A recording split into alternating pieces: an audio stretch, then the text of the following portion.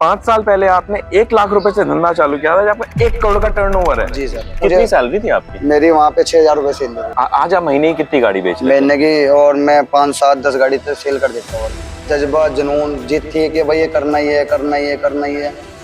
हाय, हाय। आज हमारे साथ मोहम्मद शाहजाद जी हैं सहारनपुर से। इनकी एक बहुत ही इंटरेस्टिंग लाइफ स्टोरी है। ये आज ई रिक्शे का एक डीलरशिप चलाते हैं जिसका एनुअल टर्नओवर 1 करोड़ से ऊपर का है, और इन्होंने ये खुद से शुरू किया बिना किसी फैमिली एंड फ्रेंड्स की हेल्प से, बिना किसी बैंक बोरोइंग से। इन्होंने ये कैसे एस्टेब्लिश किया, आज हम इनसे थोड़ा जानेंगे। शाहजाद जी, तो कहाँ से शुरू करी आपने अपने प्रोफेशनल जर्नी? सर ये क्या था, एक मैं पढ़ने के लिए जाता था, 2015 की बात है। तो सर एक हमारे दोस्त है, वो फिरोजाबाद कंपनी में जॉब करते थे। तो उसमें जब तक इतने मतलब ये चलता भी नहीं था, ये रिक्शा लोगों बागों को पता भी नहीं था कि रिक्शा क्या चीज़ है। तो हमारे जो दोस्त है वो वहाँ पे जॉब करते थे। उनकी तकरीबन 10,000 15,000 रुपए सैलरी थी उस टाइम पर। वो सुपरवाइजर थे जो हमारे दोस्त थे। तो मेरे एक उनके साथ में अच्छे रिलेशन थे। मैंने उनसे बोला कि कहीं पे काम वाम है तो मुझे लेके चलो। आप जॉब क्या करते थे वहाँ? जॉब में वहाँ पे जो स्टार्टिंग में गया था, रिक्शा बनाने के, मैंने मतलब मैकेनिक लाइन में गया था वहाँ पे। अच्छा, आप ई रिक्शा खुद बनाते थे? खुद बनाता था मैं। ई रिक्शा बनाने में तो बहुत सारे पार्ट्स होते हैं, वेल्डिंग कोई करता है, उसमें क्या कोई था चेसिस सर, वो बनाता जो है। वेल्डिंग वाला लड़का था, वो वेल्डिंग वाला काम नहीं था हमारा। जो मैन्युफैक्चर का मतलब वो था ना, पार्ट्स जोड़ने वाला काम था। पार्ट्स जोड़ने वाला, वो हमारा काम असेंबल था। करने वाला। असेंबल वाला काम था हमारा। ठीक है। वो जो कंपनी के लोग थे, कितनी मुझे सैलरी थी आपकी? मेरी वहाँ पे 6,000 रुपए सैलरी 6,000 रुपए सैलरी थी? जी। और मैं वहाँ पे 3 साल 6,000 रुपए सैलरी पे काम 3 किया। साल बिना सैलरी इंक्रीमेंट के आप वहाँ काम करते हैं? सर वो क्या है, मार्केट में जैसा डीलर वहाँ पे सेल बात करते थे, देखते थे सेल कैसे होगी कैसे नहीं, कस्टमर को कैसे सेट करना है, वो मैं उनसे सीखता था। फिर कंपनी ने मुझे 4 साल के बाद मार्केट में लॉन्च कर दिया, उतार दिया कि आप मार्केट में जाओ साइड पे। तो मुझे अच्छा। सब यहाँ पे कंपनी भेजती थी। सबसे पहला जो मेरा सफर था वो चित्रकूट का था।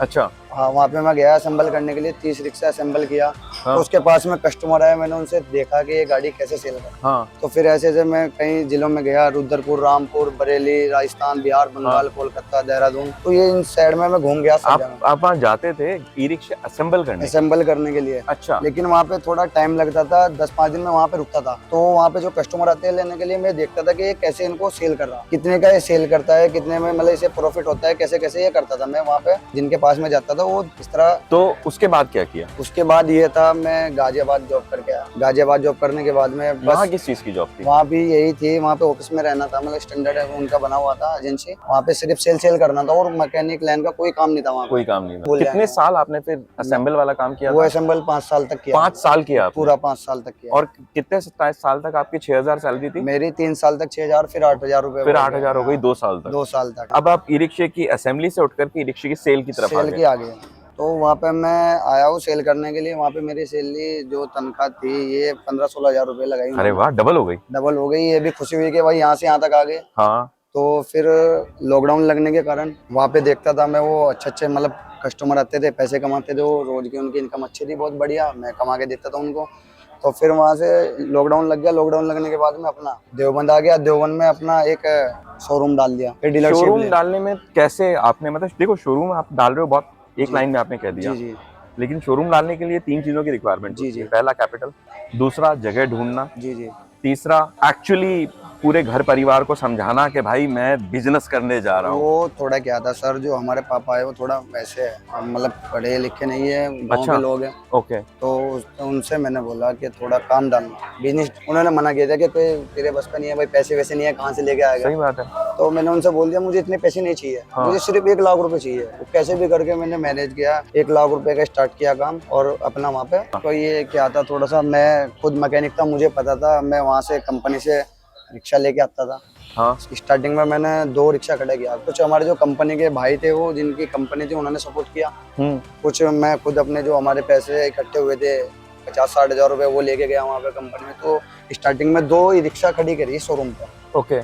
तो वहाँ से मेरा जो टारगेट था, मैं कुछ गाड़ी फाइनेंस नहीं कराता था पहले। हाँ। फाइनेंस नहीं कराता था। मेरा मतलब टारगेट था कि गाड़ी को नगद सेल किया। 1 साल तक नगद सेल करता रहा, लेकिन कुछ मार्केट में पैसा डाउन होता चला गया, मार्केट से निकल नहीं पाया। फिर आकाशा कंपनी आई मेरे पास में। वो बार मनोज भाई आते रहे, और गौरव भाई 2 बार उन्होंने बोला कि कोड ओपन करवाओ। मैंने सोचा, मैं यार क्यों टेंशन में पड़ रही, क्यों लफड़े में पड़ रहे, लेकिन उन्होंने बहुत अच्छे तरीके से समझाया। तो फिर मैंने आकाशा से अपना कोड ओपन करा। तो अब फाइनेंस आकाशा तो ठीक है, मतलब एक सपोर्ट रहा। बट जी जी। आपका बिजनेस में आप 2 गाड़ी लेके आए, फिर जी। उसके बाद क्या, आप सेल कैसे करते थे, कैसे कस्टमर लेके आते थे अपने शोरूम अब तक? मैं क्या था, पहले मैं मैकेनिक था, तो कुछ टाइम तक गाड़ी रिपेयर किया वहाँ पे, कस्टमर को अपनी साइड खींचा, उनसे अच्छा। बोला कि भाई गाड़ी नई भी है हमारे पास में, आप पुरानी गाड़ी चलानी बंद करो, नई ले जाओ यहाँ से। आज तक बेईमानी नहीं करा किसी चीज में, लफड़ेबाजी नहीं करी, ठीक है। कस्टमर को सर्विस बहुत अच्छी थी। सबसे मेन सर ये है हमारा पॉइंट, जैसे आपने यहाँ पे समझा कि सर्विस रात 24 घंटे में, जैसे एम्बुलेंस सुविधा उपलब्ध है ना, तो हाँ, 24 हाँ। घंटे में भी अपने कस्टमर के लिए 24 घंटे उपलब्ध हो। क्या बात वो कर रहे हैं? किसी भी टाइम कॉल कर सकते हैं किसी भी तो- चीज के लिए। अब तो जब स्टार्टिंग किया कुछ भी नहीं था। फिर ग्रोथ कैसे ली? जैसे आप आज आप महीने की कितनी गाड़ी बेच लेते हैं? महीने की, और मैं 5, 7, 10 गाड़ी तो सेल कर देता हूँ। और महीने की आप 5 से 10 गाड़ी सेल कर लेते हैं जी। Depending on month. जी तो ये 2 से 10 की जर्नी कैसे रही? ये स्लो ग्रोथ रही या फिर नहीं, थोड़ा थोड़ा आहिस्ता आहिस्ता। कुछ क्या था, कुछ गाड़ी में जो सेल करता था स्टार्टिंग में, वो नगद में सेल करता था। ओके। मेरे पास सिर्फ इतने पैसे आते थे कि मैं वहाँ पे कंपनी में पैसे जमा कर दूँ रिक्शा के। तो ओके। उसके बाद कुछ कंपनी ने सपोर्ट किया, कुछ मैंने, चलता रहा। 2 साल के टाइम में घर पे कोई पैसा नहीं दिया किसी भी चीज़ का। अच्छा। अपना खर्चा, रेंट का जो दुकान लिया हुआ था वो उसका रेंट निकालना, और कुछ नहीं। यहाँ तक कि कोई लड़का नहीं था सर्विस का हमारे पास में, मैं खुद सर्विस करता था इस चीज़ की। अरे और रात दिन मेहनत करके, रात को भी गाड़ी, किसी ने अगर रात को भी गाड़ी मांग लिया ना 10 बजे के, मेरा मुहूर्त है या किसी से पंडित ने बता दिया या किसी और चीज़ ने बोल दिया, वो कोई भी आ गया उसी टाइम उसे गाड़ी रेडी सेल होगी कर- जी होगी। सर, सीखने के लिए बैठो। सीखने के लिए क्या है, बहुत कोई भी आदमी सिखाना नहीं चाहता किसी भी चीज़ के लिए। अच्छा। सीखना तो खुद पड़ता है। हाँ। जो हमारे उस्ताद थे वो एक्सपायर हो गए भी 5-6 दिन पहले, ओ एक्सपायर हो गए। तो वो क्या करते थे, हमें अगर कोई भी काम, वो वायरिंग का या मैकेनिक लाइन का उस साइड में काम करते थे ना, तो मैं वहाँ पे खड़ा हो जाता था, तो वो बोलते थे कि कुछ और कर ले काम जाके। तो मेरा दिमाग ये था कि मैं देखो कि यार ये काम क्या कर रहा है, कर क्या रहा है, अच्छा। ये मतलब इसे बना तो कैसे रहा। बेसिकली तो सबसे पहले ये है, अगर कोई भी काम शुरू कर रहे हो, हाँ। सबसे पहले उसकी ए से शुरू करो। ऐसे नहीं है कि जेड पे बैठ जाओ जाके। ए से शुरू करोगे तो कभी फेल नहीं होगे, क्योंकि जो काम 10 बंदे करते हैं वो मैं अकेला करता हूँ अपनी लाइन का। मेरे पास में कोई लड़का नहीं है, मैं रखना ही नहीं चाहता किसी लड़के को। तो मुझे पता है लड़का रखे गए तो मैं काम करना ही बंद कर दूंगा कि वो लड़का आ गया।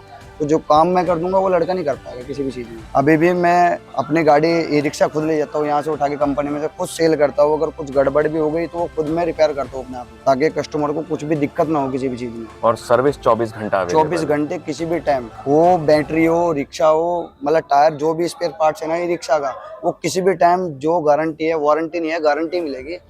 देखो काम सीखना पड़ेगा, करना पड़ेगा, मेहनत करनी पड़ेगी, तो- रात दिन करना पड़ेगा। और उसके बाद भी एक बार कैपिटल लगाने के बाद में हो सकता है कुछ समय तक घर पे पैसे नहीं दे पाओ। वो मैं दे नहीं पाया 2 साल नहीं, तक तो और लेकिन वक्त आएगा, वो पैसा घूमेगा तो आपका टर्नओवर बढ़ेगा और ऑटोमेटिकली चीजें सेट होती जाएंगी। तो आज कितना हो जाता है आपका मंथली? बस यही है, जो पहले था उनसे तो मतलब ज्यादा से अच्छा ही है, अपना गुजारा चल रहा है, जैसे भी है, बढ़िया है। बहुत बढ़िया। हाँ, बहुत वो बढ़िया। सर कोई दिक्कत नहीं है, अच्छा कर खा रहे अपने, सही चल रहा है आपकी काम। वीडियो बहुत सारे यंग लड़कों को इंस्पायर करेगी अपना बिजनेस जी। शुरू करने के लिए।